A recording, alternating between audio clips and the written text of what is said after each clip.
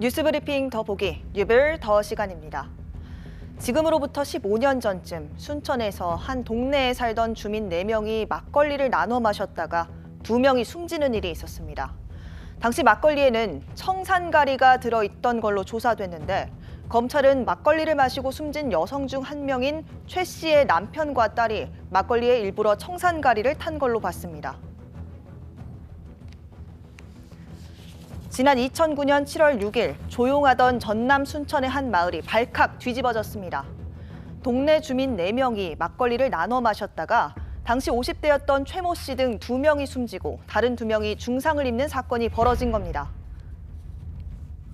희망골로 일 나오신 분들이 그래. 그냥 밀고 왔을 때 나도 가졌냐 실어줬지만 막걸리 먹고 쓰러졌다 그래. 그러니까 그 막걸리에 뭐 탄 거 같다 하고.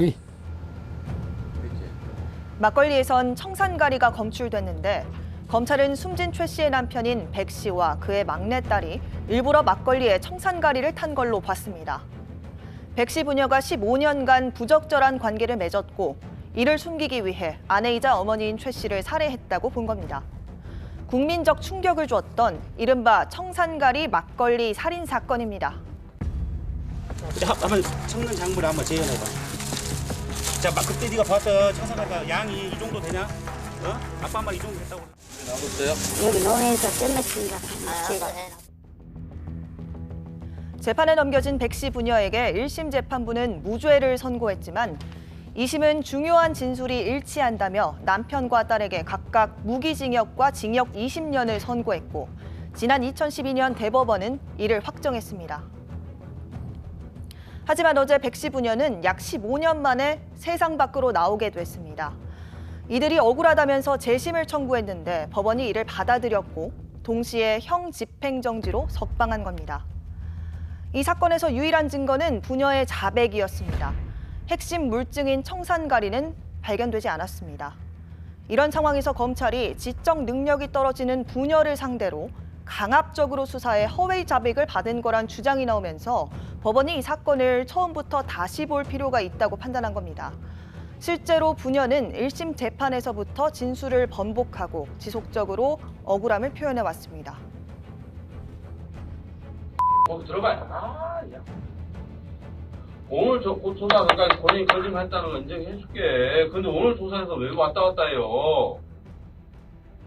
본인 말 한마디 다 끝날 것 같아요?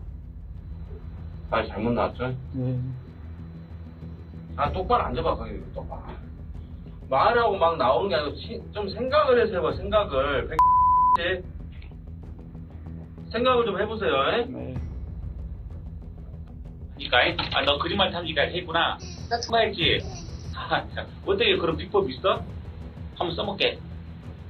알려주던 아빠가 이렇게 거짓말 통과하는 방법.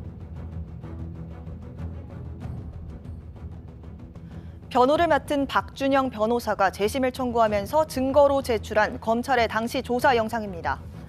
박 변호사는 이를 토대로 문맹인 아버지와 지적 능력이 떨어지는 딸을 상대로 강압적인 짜맞추기식 수사를 통해 허위 자백을 받아낸 사건이라고 주장했습니다. 자백이 유일한 증거였습니다, 사실상. 근데 그 자백이 조서에 담겨 있었거든요. 근데 그 조서에 근거가 된 실제 진술이 담긴 영상 녹화를 보면 조서가 사실상 왜곡되어 있고 조작이라는 표현도 어울릴 정도로 상당히 하지도 않은 진술이 들어가 있거나 문답이 바뀌거나 여러 가지 형태의 어떤 조작이 있었습니다. 또 백 씨가 범행 전 막걸리를 사왔다는 증거를 확보하지 못한 검사가 경찰 CCTV 운영의 기술적인 문제로 자료가 없다고 거짓말한 점 등 백 씨 부녀에게 유리한 증거를 확보하고도 검찰이 이를 재판부에 내지 않았다고도 주장했습니다. 막걸리를 사려면 순천 시내로 가야 되거든요. 네. 이 CCTV도 다 확인했었습니다. 거기에 의심할 만한 내용은 하나도 발견되지 않았고요. 검찰 측은 이런 주장들에 대해 일부 증거 자료를 제출하지 않았음을 인정하며 증거가 제출됐다면 결과가 달라질 수 있었음을 부정하지 않겠다면서도 진실을 왜곡하거나 은폐하려는 의도가 전혀 없었다고 재심 청구 기각을 요청했었습니다.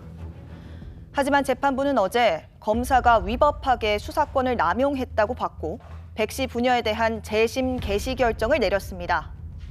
또 이들의 재심 판결이 확정될 때까지 형 집행정지를 결정했습니다.